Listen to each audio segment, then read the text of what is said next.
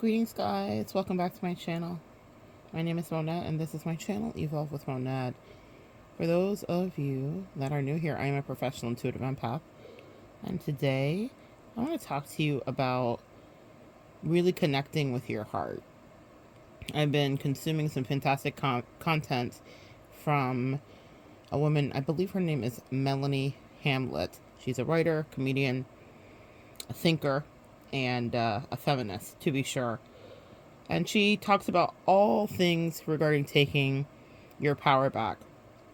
And I was listening to something from her that intersected with a question that I had from a client that intersected with a theme I see commonly that happens with my clients. Now, I specialize in love and relationships.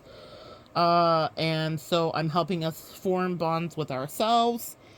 I'm helping us do a lot of things that I didn't realize I was doing. Now I'm understanding the verbiage behind all of what I was doing, and it expands every day. But, excuse me, guys. But, one of the things that I've been talking about, and I have videos up here years ago where I'm talking about this, where I talk about no empath, you can't just sleep with them on the first date. And one of the things that this Melanie lady talks about is owning your sexual power and prowess completely, which I think is brilliant. And she said something regarding her husband. And for the client that had a question, I literally had someone email me a question. So I love when I get patterns, you know. I have moments where things just kind of all lay out and I know I'm supposed to talk about it because I keep getting all these messages from all these different places, and my angels are saying give this to the collective. So I will. Hold on 1 second, guys. Grabbing my inhaler. Some mornings it is what it is, but I feel compelled to talk about this, so pardon me.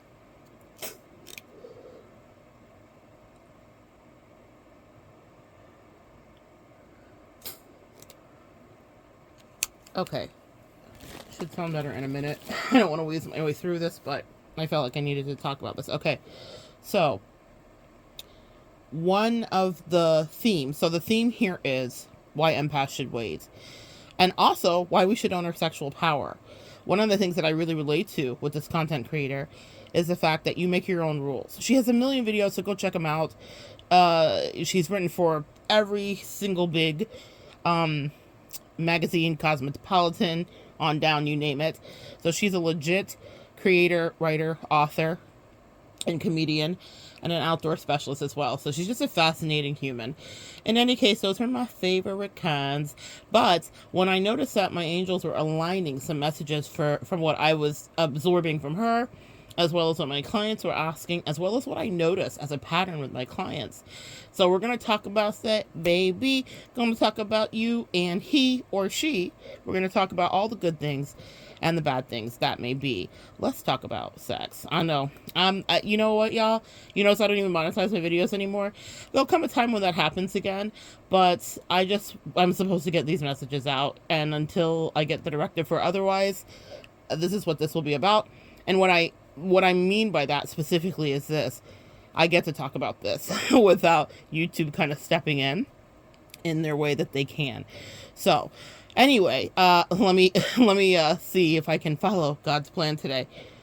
Yeah, God's plan. It's not for you to be crazy. It's not for you to be breadcrumbed. It's not for you to be caught up in the limerence of sexual connection. She said something that was really powerful, and I thought this is a perfect way to kind of like segue this. She talked about why she purposely didn't sleep with her husband straight away. Meanwhile, she was having great sex with a lot of other people. And I just relate to that. I relate to having made the mistake of sleeping with people right away. I relate to also having taken my time in some connections where sex didn't happen right away, and sexual tension's amazing, and all of the delicious things that come from that. But what comes from it is really getting to know somebody. And the older I get, and the more in the work I am entrenched, I realized how valuable that is. It doesn't mean you're never going to sleep with someone and that you're supposed to be a nun.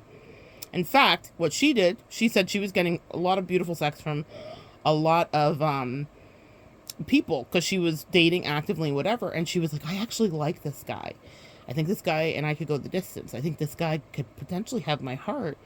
And I don't want to get in the fog of hormones that will happen when you sleep with someone right away, especially if they happen to be any kind of good in bed, and the orgasm gets centered and you're like, oh my gosh, this is amazing. And she was like, I actually wanted to connect to him, and I had a lot of trauma and codependency, and I had a wall around my heart. Does that sound familiar, empath? Because it sounded familiar to me. And it made me think about the ways that I had bonded with people sexually, as well as the ways that I had bonded with people where there was some pacing. When I care about somebody, it's interesting how you can really kind of do the waiting, or you can wait for the right moment, a real moment, an authentic moment that feels mutual, you know? Guys, especially if you're sleeping with guys, they're going to want to sleep with you right away, okay? And in our culture, we're all taught to do that. I can say I certainly have trafficked in toxic masculinity as a woman who has dated women. As you guys know, I'm bisexual. So that means that in my 20s, for sure, I was like, well, this is just what we do. You know what I mean? This is just how this goes. It wasn't until I grew up and that I realized, you know, how I felt if I was treated a certain way and what the expectations were, that maybe there was a different way to play that whole game. And in fact, maybe it wasn't a game at all. One of the number one questions that I get from people is, how do I get out of this obsession and limerence stage? And usually it starts because you hooked up with someone right away. And I'm not here to judge you. Like this Melanie lady says, she slept with everybody. She's married now, but she slept with everybody. She was having beautiful sex with wonderful men that she did not want to be her life partner. But then she met her life partner and she thought, what do I want here? She also says something which I think is so beautiful. She talks about decentering men, which, wake up. You got to decenter men, and you have to start centering your pleasure, because a lot of us, think about when you first started sleeping with people, maybe in your 20s, maybe before then, whatever. Were you sexually satisfied? I think about when I really learned about gratification and what works for me and all of those things, and it wasn't because someone was so patiently, lovingly teaching. It was because I was self-discovering and figuring out and taking the reins and taking control of things. A lot of us are having these experiences because it's what society says we should do. We hear our girlfriends talk about it, our boyfriends, whatever, and we think this is what we should be immersed in. But were you dealing with people that were really loving and connecting with you? You know? And that's a lot of energy. And now I factor that part in, as in it's a lot of energy to give away, because our energy is beautiful. It helps to manifest things. It helps to create sexual magic as a real thing. And if you're sharing yourself with everybody, then you're diminishing your creative capacity, your sacral chakra. It is precious. It doesn't mean you're not supposed to, because let me tell you something else. It will atrophy. Not to say that it goes away, but all of our chakras, if not stimulated, will need to be reinvigorated, woken up, and activated. So even the sexual energy and the pleasure center. My angels have been working with me a lot lately about pleasure, but they're teaching me about it outside of sexuality, right? But still, that will come into play. That is still part of it. But it's been like, how do you enjoy life? Are you happy? Did you have a really great glass of wine? Did you do a self-care spa day? And all of that stuff. But sexuality is also part of that. Let's go back to decentering men. A lot of us focus on, and a lot of my clientele, what was making the partner that was choosing them, that's very interesting. Listen to that wording, right? Choosing them, the priority. And a lot of men are not making us the priority in our relationships, right? And if you are very lucky, if you stumble upon someone who will, but if you do, it's probably because you started to prioritize you. Because then you can teach that. When she was talking about her pleasure and understanding what she deserved and everything else, she also talked about something I thought was really important, which was making your own rules. Now, you guys have heard me talk about that on this channel for as long as you have been here. If you came here for Meghan Markle and you stayed for anything else, God bless you. But it's because you had work to do and I had work to do and we had work to do. It was definitely destined for us to connect.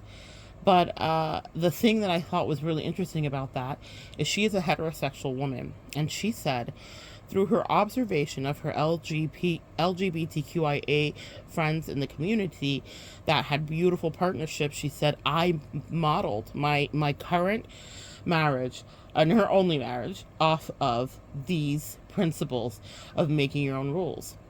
I'll tell you a quick story and we'll get back to this. Make your own rules. That's one of the ways you decenter men, and you focus on you. It doesn't mean you're not talking to your man. Let's say you have a man and you need to talk to them, but we are all ruled by this idea of the patriarchy of sleeping with someone that is the same person for the next 60 years. And the reason that it gets really hairy is because a lot of deceptive things start to happen because we're hiding things because we've never had real conversations. And it's one of the things that I feel like, you know, I've learned, probably because I was in the community and I dated women for a lot of years, and I didn't ever expect to have the right for marriage and all of that. I'm an old girl. I'm an old auntie. So I didn't even think that that would be a reality in my lifetime. So I formulated my own quote unquote marriages. Not to say that I did a whole hand fasting ceremony, but it is to say that I made rules with the partners that I had because we wanted to validate our unions in whatever way we could, because we were not waiting for governmental validation. And that meant that we operated differently. I have a friend from high school. Funny story, ironically, we dated. He is gay and he is married to his husband to this day at this point, but we dated before he fully understood he was gay and whatever. But I remember visiting with him, and he was very much like, he was like, oh, I want to stay at his house. Okay, I'm not gonna spill your tea because he does watch the channel. I'm not gonna spill your tea, and I'm not gonna say your name, but thank you. And so I went to his house because he had invited me and I was staying with him, and he was like, oh, you got there a little earlier than I expected. I'll be home in just a second. He's like, I'm just around the corner. So I'm thinking he's like at the store picking up a couple bottles of wine for us, no big deal. So I'm waiting outside, and then I see him walking up, but I see him like coming far off from like the distance. He's not like pulling up in the car and getting out of his truck or whatever. He's like coming from like literally around the bed. I'm like, oh, maybe he was walking the dog. But then I don't see the dog in his hand. He was walking himself with somebody he was hooking up with, which is sanctioned in his relationship. I know that's like balderdash, right? Really taboo to hear. And he was like, oh girl, there was this hot guy and he was whatever. He matched with me on whatever, however, Jack's Grindr, however they find themselves. And I'm thinking, and this is my first time meeting his husband. Like, I knew he's been married and whatever the case may be, but I might have even been his husband at the time. I think it was his fiance. And I was like, what? Now, I knew him, and I knew that I had liberally, this is the reason I'm talking to you guys about this, is because I've always lived my truth. So even when we dated, and I knew that he was like, maybe I'm bisexual, I don't know if I'm fully gay, and I had a friend that was gay, and I was like, hey, why don't you guys hook up? I know that seems really like, what? You just sharing your boyfriend? But here's how I saw it, guys. There is a need that I was not be able to meet for him. And even though we were intimate in our ways, I knew that I was not going to be able to meet that need for him. And I was like, if you need to explore this, I'm your girlfriend. I love you. So you should explore that. So it is from that age, even as a teenager, that level of understanding of our human nature has always been on me. So I don't come by this recently, and I didn't come by it easily. I came by it honestly. And that's why I'm telling you that story, because I essentially hooked him up with my best friend, because if he wanted to try men to figure that out for himself, far be it from me to stop him. And guess what? We continued to date after that. It didn't cause big drama. It wasn't a huge problem. We broke up organically and naturally, maybe a year after that, because of our own reasons. It wasn't just because he was gay. It was just breakups happen. You're teenagers, stuff happens.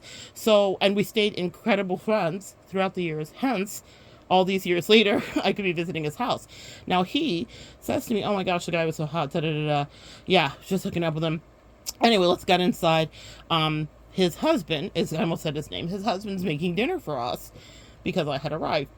And I walk into this beautiful home, this great condo, you know, gay guys do it best. And everything is just so laid out, and my bedroom is all prepared, and stack of towels on the edge of the bed, and everything in the guest room and the guest bathroom. And his husband's like, yeah, I cleaned it up because, you know, he's such a slob. Like, you know, and I did know he was a slob because I used to clean up his bathroom when I used to stay the night at his house when we were dating as teenagers, and whatever the case may be. So, like, and I remember his dad specifically coming up to me, talk about these centering men, and being like, you know, you don't have to do his laundry. Someone who was so patriarchal, his dad was such an alpha male. When his dad, like, took the laundry basket out of my hand, he was like, you're not going to do this. Like, this is not your job. He needs to do this. He's a slob. Hilarious. Anyway, that translated over to all of these years later, where he's having his husband still do his laundry. I'm not surprised. He's a Taurus guy. And so, and no offense to you, I love you, boo, you know, I love you, but he's a Taurus guy. And, he's very, like, always head of the household. He's always that energy, very masculine energy. In any case, his husband is a sweetie and, like, bakes, and, like, he compares him to, what do you compare him to? Marion Barry, like, from British Bake Off, like the older lady that's like the queen of baking. In any case, he's like, my husband's a regular Marion Barry, and he is. He's a beautiful baker and a homemaker, and he had made the home. And there was this thing that I'll never forget, and it said, I love you, Wubbas. It was like, you know those pegboards where you can stick in words and make your own words, and it was like lit up, and it was just before the holiday time, so there was like Christmas lights out. What a beautiful home this guy made. And I know he made it because I know my ex. So in any case, he does have good taste and style. You have fantastic record collection, but this was something that was made for him by someone that loved him. And yet and still, they had their agreement where it was absolutely known that my ex and my current friend was going to outsource to get his satisfaction. And that was no knock on whatever his husband, because they went on to be married, okay? And it was no knock on whatever his husband or fiance or boyfriend at the time, I don't even know what their monikers were at the time, felt about that. They talked about it and they came up with their own rules. So I want to pass this along to the heterosexual community.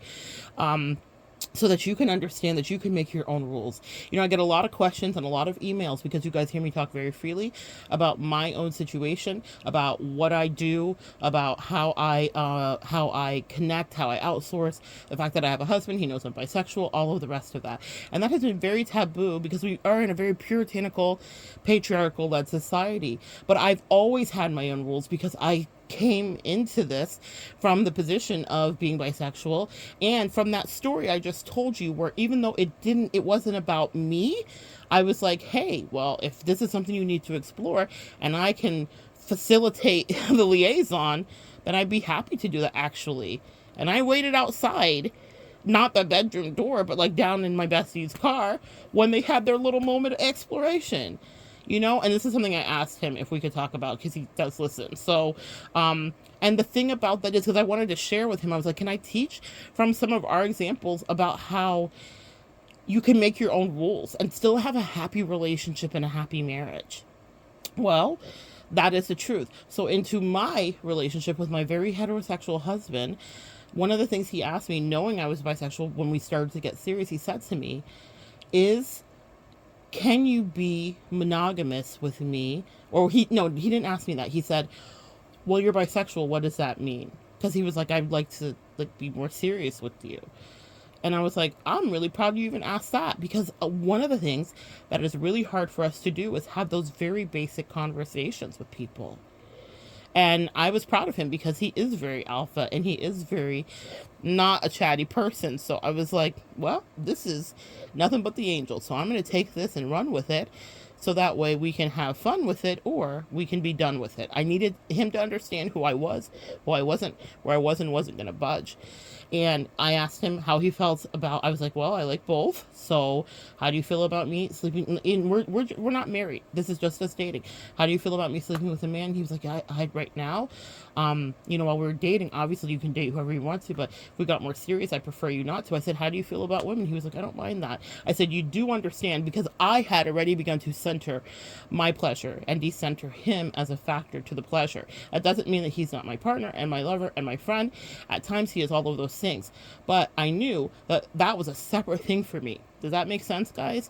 So I was like, well, I still like women, absolutely. So I will still be attracted to women. I don't imagine that's going to go anywhere. That's why I am bisexual. That's why I have deemed myself as this and discovered who I am.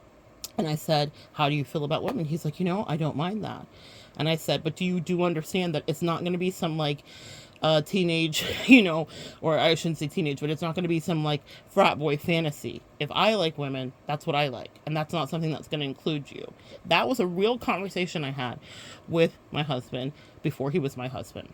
Before I ever knew that he would be my husband, we were both kind of commitment phobes. It took us a long time to really get together. That conversation happened about 3 years into us dating, seeing each other, and me still seeing other people, women and men. But when he said that, I was like, okay, what it does mean is that I will be faithful to you in this way. And I talked to him about the ways that I could give him connection and what I would expect in order for that connection to be maintained from his end to what we would have to offer each other. But he was like, and I was like, and here's how we'll do this. I mean, rules were talked about. Here's how to not hurt feelings, and here's what you need to know, and all of the rest of it. I never put a moniker on it till recently as to what that was, but I always came in with clear communication about who I was and what my desires would be, and they would not be involving him. It wasn't going to be some fantasy of three. I personally am not polyamorous, interestingly enough. That doesn't mean that I can't be attracted to somebody that isn't my spouse. And I think it's kind of ridiculous to think that you would only be attracted to someone that is your spouse for eternity. And so I made it my business in order to make him comfortable with who I was. I needed him to be comfortable with who he is and his own attractions. So I know his type. I know that I'm part of his type, but I know what other type he likes too. And I always joke with him about making sure to send him, should I pass away, a very spicy Latina that makes amazing yellow rice and chicken. That's his type. That's a hot point of attraction for him. And so I know that whatever his habits are regarding his own stuff, and I don't want to get like too deep into that, but like whatever his kinks are, whatever of that, I made myself aware and I made myself comfortable with that. A lot of women have all this puritanical shit around sex. It's so weird to me. Maybe because I came from the LGBTQIA, and I'm the person who, as a teenager, was like, hey, would you like to rent my best friend for the night? And not rent. There was no transactions there. It was free. but would you like to, hey, boyfriend, I love you. I don't have a D. Do you want some D? Maybe I could get you some D. Like, I'm a good girlfriend. So I wanted him to have what he wanted. A lot of women are like appalled by that story. But you need to understand that this is who we all are. The thing about it is people are doing it in the dark or the light. You just decide what it is. And so I made myself very comfortable with what my boyfriends liked, also my husband to be liked as well. That means my husband also could be familiar with what was an attractant to me. He knows exactly, like if he sees a woman with a certain color hair, I love redheads, he'll be like, oh my God, there's one of your girlfriends, He's not threatened by that. He knows who I am. He knows how I operate, and he knows the truth of who I am. That doesn't mean we didn't have conversations about how not to hurt each other's feelings. That doesn't mean that if he stepped out of line and he showed interest and attraction and it was out of line for respectful reasons, that he wasn't checked, because I don't disrespect and I won't accept it. So in the beginning we worked out all those kinks, but I definitely had to center my pleasure and what the future could possibly bring, because I was not going to be in a relationship that went on for the rest of our life and not have needs fulfilled that he just couldn't, because he doesn't have breasts. Make sense? All right. So that's why I say make your own rules. Okay. And that's hard to hear, especially because patriarchy says, do you forever take this person? Well, I don't believe in that. I believe, yes, that you have a life partner. They can have your back. They can be in the trenches with you. But when I'm listening to Melanie talk, I'm like, yes, I love that she's saying that, especially as she is a purely heterosexual woman with no misgivings to any other direction. She loves men. And I loved hearing her say, we made our own rules in our marriage. And I learned from the LGBTQIA, which, shout out to us when we do it. I think that is healthier. It's so much healthier than all these affairs and all these like broken hearts and all the things that I counsel every day, because you're not taking into account,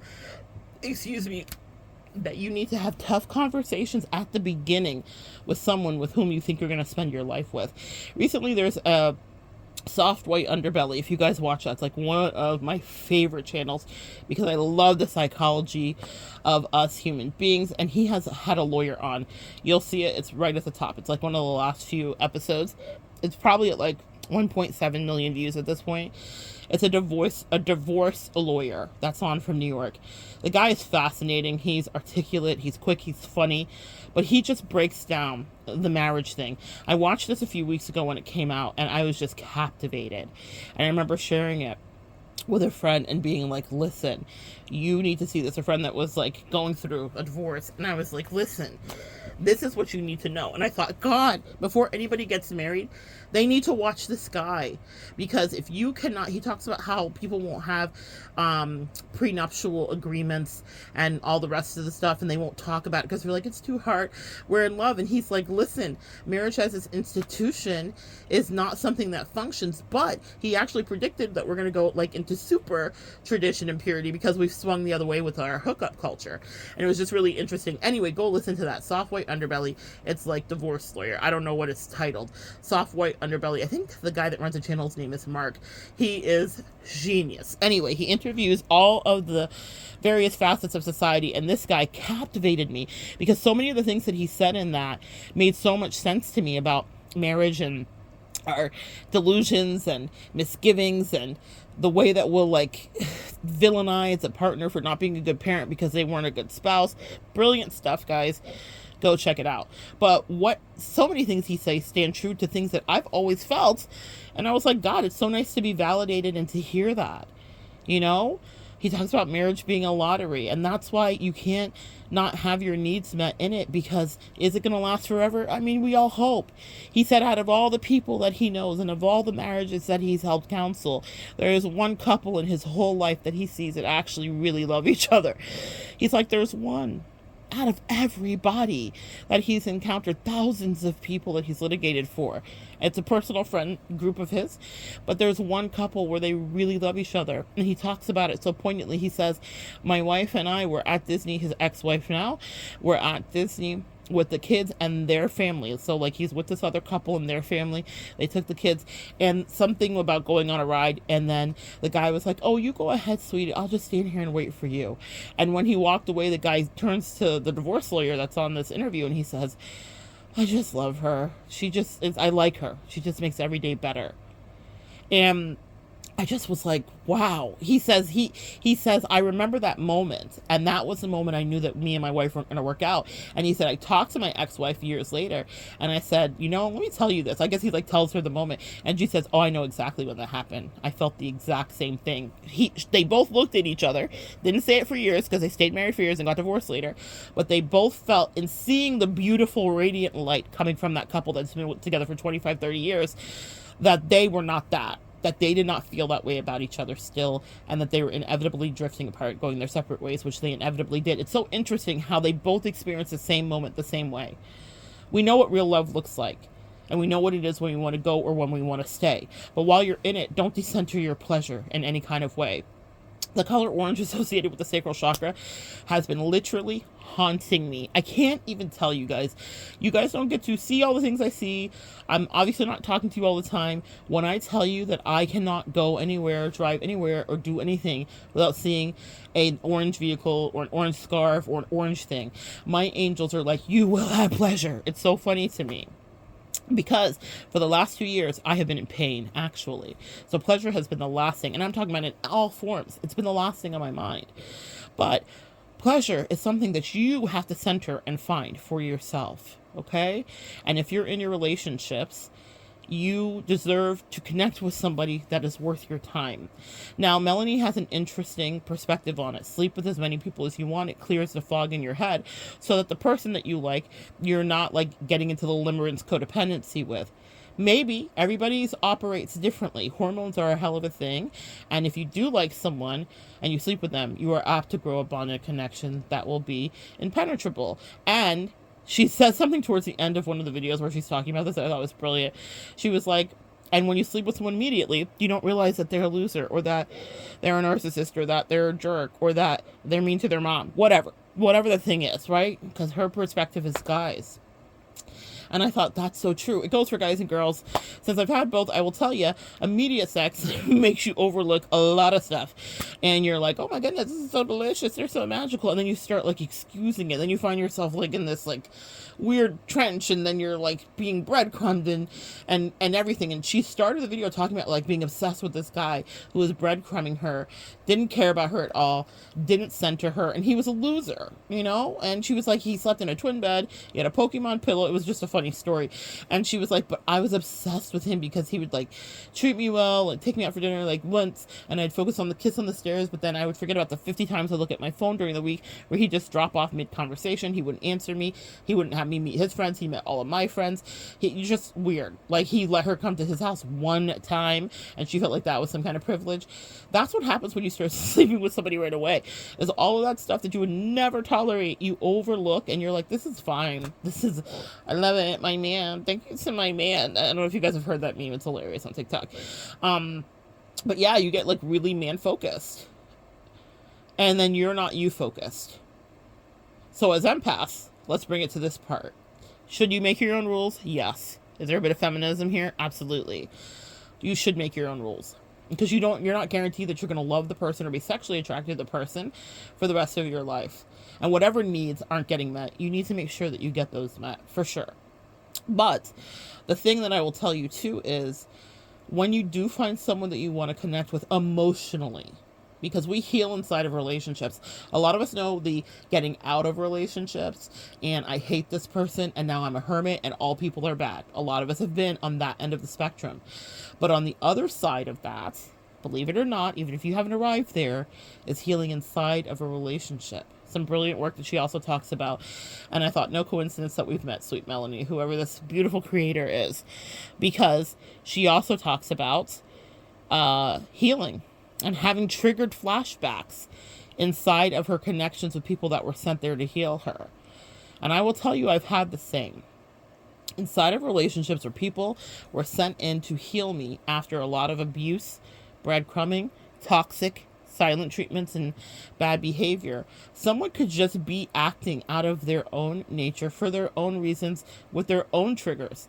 But the way that I would get triggered through it, because I would think, oh no, this is happening again. And it was only through the love of patient people that were like, no, I'm not trying to get you. But when you're under that attack of codependent flashbacks, you cannot be convinced that someone's not trying to get you. Only someone who is strong enough, who is willing to be present with you, who's paying attention to what your needs are, is going to walk you through that. Who cares enough about what your needs are. Who cares enough about who you are and your emotional makeup. And not everybody's going to be invested that way, and certainly not someone that you're sleeping with right away. It has even time to become invested that way. One of the things, I had a client last night, and they said something to me about how long does it take to vet, you know, because it's like a topic that I talk to my clients about as well, not just you guys. And I was like, you know what I'm learning is it's like a lot longer than I thought. I thought, you know, you could do it in a few weeks, you could do it in a couple months. I didn't think a few weeks, maybe a couple of months. But I learn new stuff about people that I'm in long-term relationships about every day. And that doesn't mean you don't ever begin to really date or you don't consummate a relationship.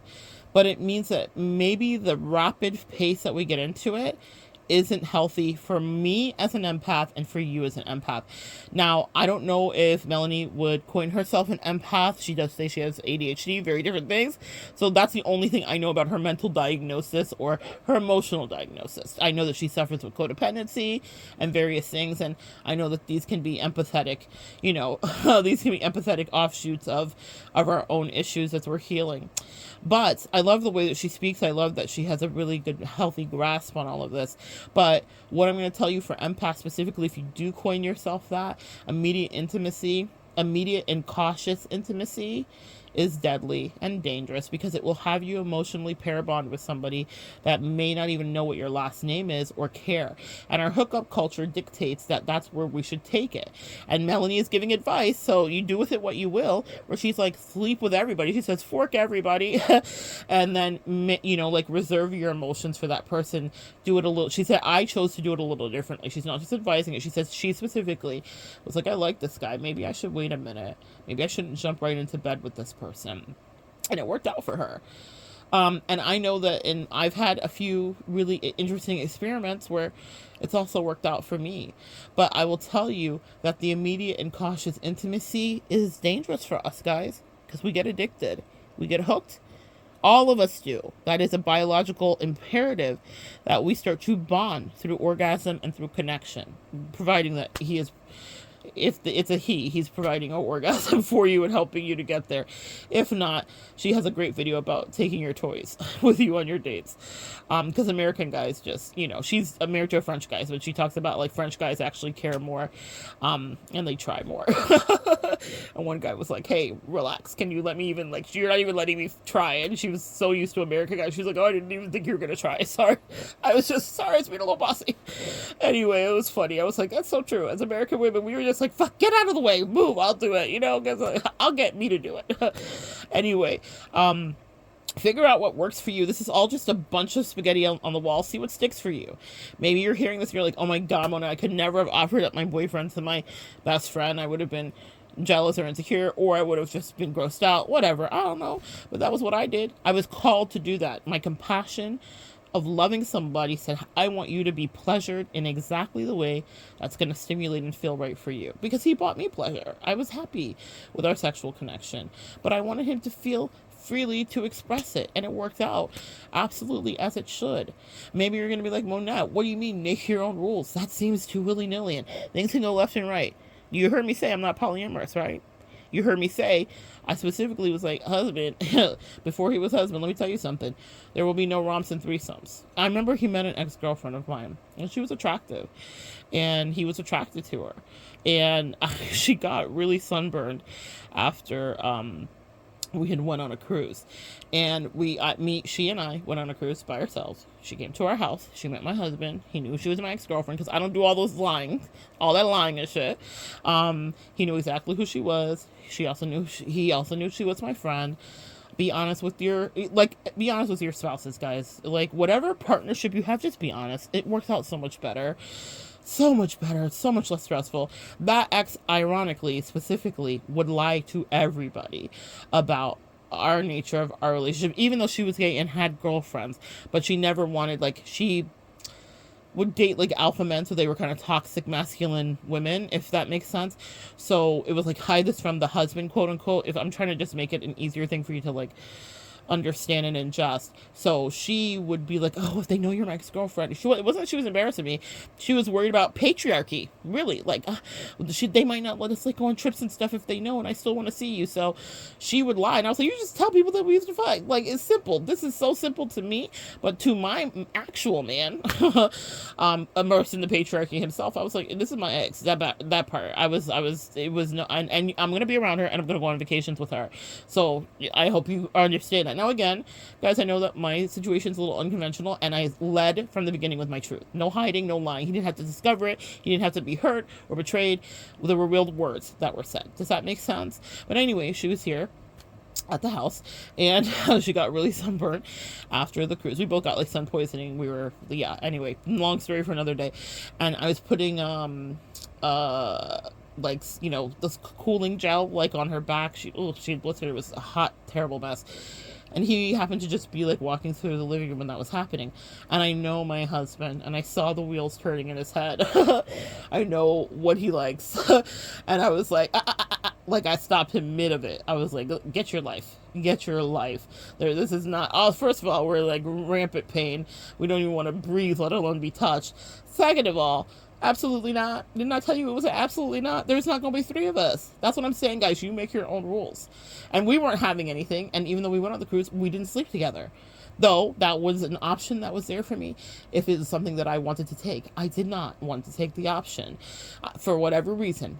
I was satisfied at that time and feeling very good. So what I'm going to tell you is this. I did not let my husband he's a man, so he's gonna think what he's gonna think, and I'm not that he walked by and was like, oh, is this the beginning of the scene? I'm like, no, end scene in your brain, sir. Didn't I tell you this is not it? But he was attracted to her. I was attracted to her. Am I gonna be mad at him about that? You know what I mean? So, guys, it's like you need to start getting realistic. I don't know why everybody thinks, like, I'm gonna get with one person and they're never gonna look at anybody else. They're never gonna be attracted to anybody else. You set those rules. Other people would have, that scenario might have played out differently for another couple. Maybe they would have been like, ooh. But for me, that was a no bueno. I was like, oh, that's never going to be a thing. Ever. Ever, never, never, never. Okay? It's never going to be a thing. Stay thirsty, stay fantasizing. And I shut down his brain in that moment. I was like, you thought. That's hilarious. No, we're not having anybody's threesome, because that's not something that for me is satisfactory. But I'm not going to yuck your yum or kink shame you. If that is satisfactory for you, then it's something that you should build into your relationship to do, and let it be between you and whomever's in that relationship. That's another thing. Stop running stuff up the flagpole with your friends that are conservative, that could never get it, or stop running anything. I don't care if you're conservative and you want to live in, you want to be in the handmaiden, and that's you and your man's kink. Keep that shit to yourself, unless you find a community that can support it. Because you will get shamed, because we are shameful people that use peer pressure to bludgeon people over the head. And then you're going to be like, oh my goodness, someone's kink shaming me because I want to wear red. And I want to wear the, the bonnet. This is just an example, guys. Let the pendulum swing whichever way for you. But whatever little sexy, fun thing feels good to you, then that's what you should do. Center your pleasure. Don't be in a relationship that just feels good because someone else said that that's how it should be. Center your pleasure. That's fair.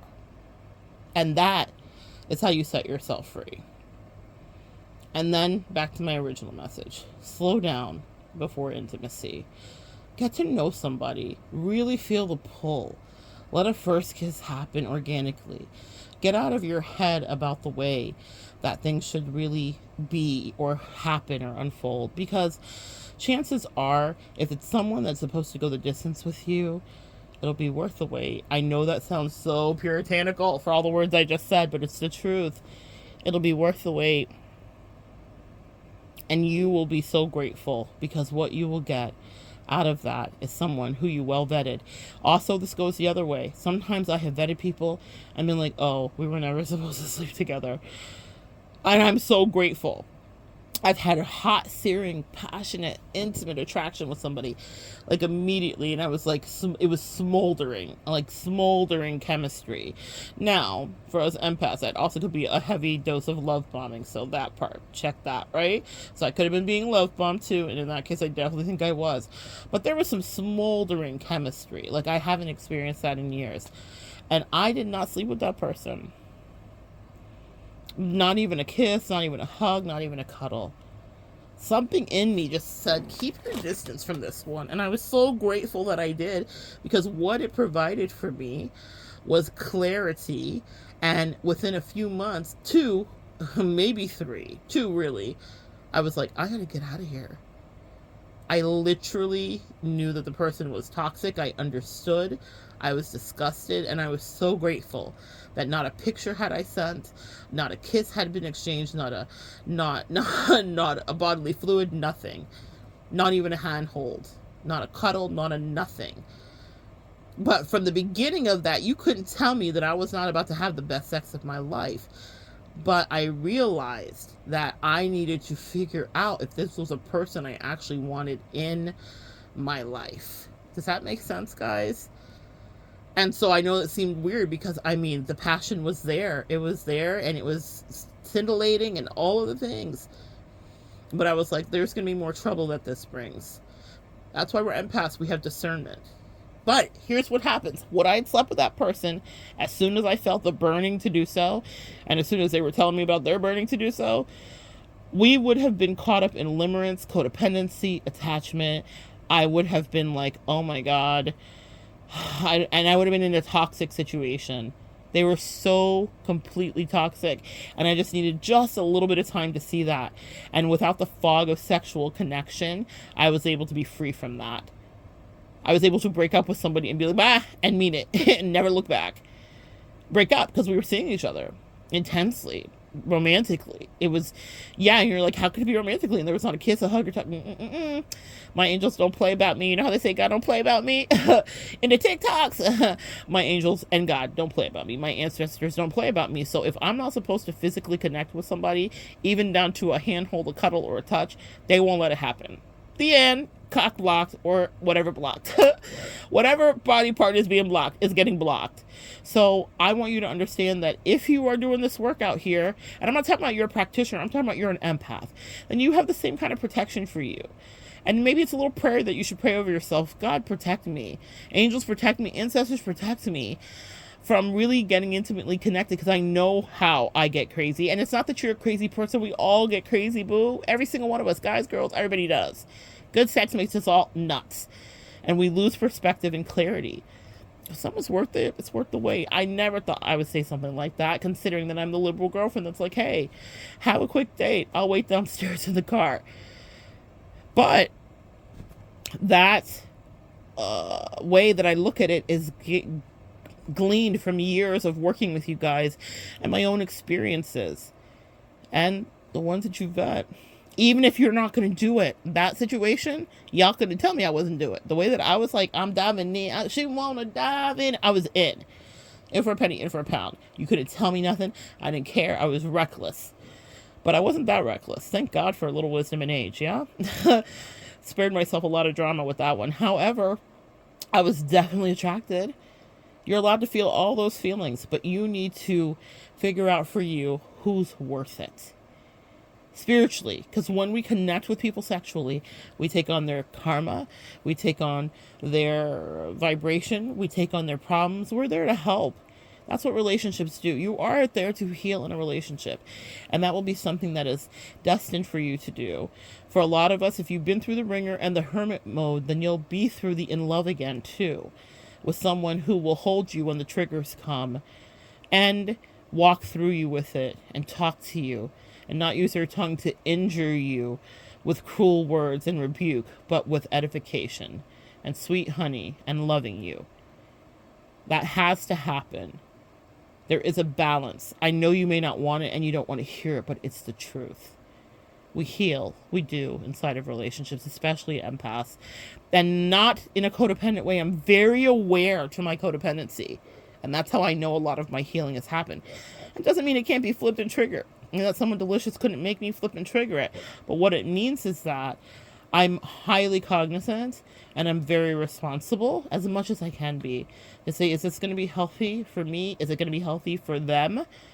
Is this where we should go with this? Everyone that I'm attracted to, I don't act on it.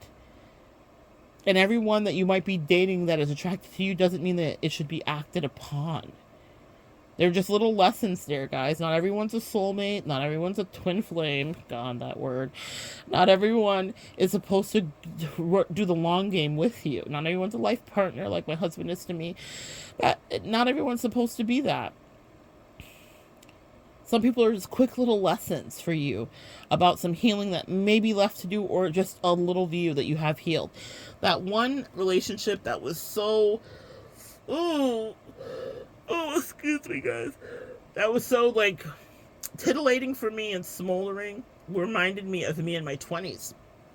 And it showed me that I'd healed that unhealthy, toxic way that I had connected in relationships. That person was a model of exactly the type of person I would have dated in my 20s. And they were very masculine and very alpha. It was a woman. Very masculine, very alpha. I totally would have dated like a stud or a tomboy or something like that.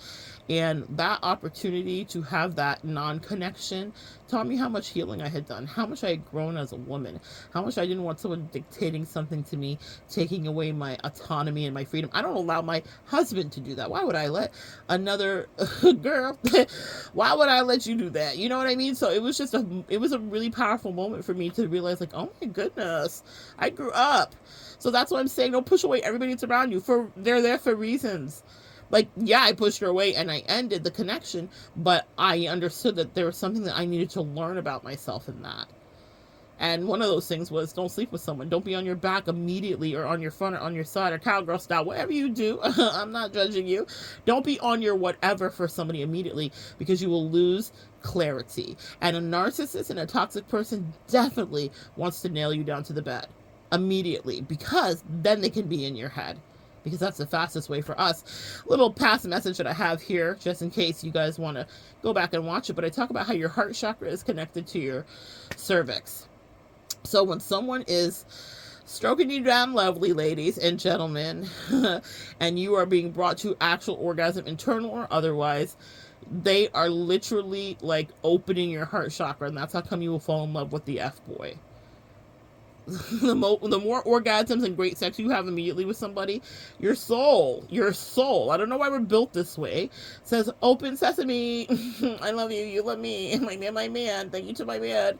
And then you're not having perspective. This may not be the best mate for you. Now you're caught up, stalking, watching the phone, and letting them breadcrumb you. And you're like, how did I get here?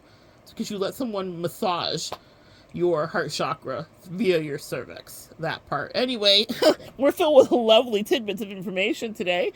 My angels have been guiding me to do more of these talks every once in a while about sexuality. It is a passionate subject for me. I don't know how. I'm nobody's therapist, but it's something I do with my clients, where sometimes I'm counseling them through everything from how to facilitate. I know, girl, this is gonna be TMI, but it is like, some clients are like, girl, my husband wants anal sex. How do I get this done? I'm so grateful for the run that I had in my community. I'm so grateful for the knowledge that I have. I thought, how is this going to serve me? Why am I this weirdo in this many different ways? And it all comes into play perfectly. Never judge the life that you've lived or the experiences that you've had. I never knew that having my experiences and being in the community would help me help a heterosexual straight woman center her pleasure in an activity that her man thinks he wants, but he was not centering her pleasure. That's what I'm here to do. So maybe there'll be more talks about this. Maybe you want to listen, maybe you don't. But it's in my brain for a reason, y'all. Somebody needs to hear it. Anyway, so good sharing energy with you today.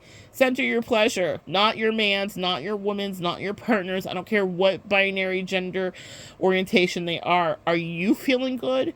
Do you feel loved? Do you feel juicy? Do you feel nourished? Do you feel yummy? And if you're new in a relationship and it's beginning, have the hard conversations. Do we need a prenup? Do we want to be fully monogamous? What does that look like? What are the rules? You got to talk about it before you hate each other or before you find yourself attracted to that person at the office, because what will happen is you're able to navigate it. You're able to navigate anything if it's been addressed from the beginning. And it doesn't mean it doesn't get sticky. You know how sticky it gets. Hey, come on, Drake. I've been in situations where things were navigated from the beginning, but feelings still got involved and it got sticky. But we were able to navigate it so much better because we had at least a preliminary premise and setup for what to do, a contingency plan in case of emergency or in case of deviation off the path. Again, human nature will make you do anything, and falling in love is a game changer for anyone. The rules usually come off the table at that point, but if you've addressed it, you can weather the storm with the partner you choose, or the partners you choose, or the lifestyle you choose. But you get to choose, ladies. Specifically, you get to choose. Remember that. All right, come back and join me next time. We'll continue to evolve together.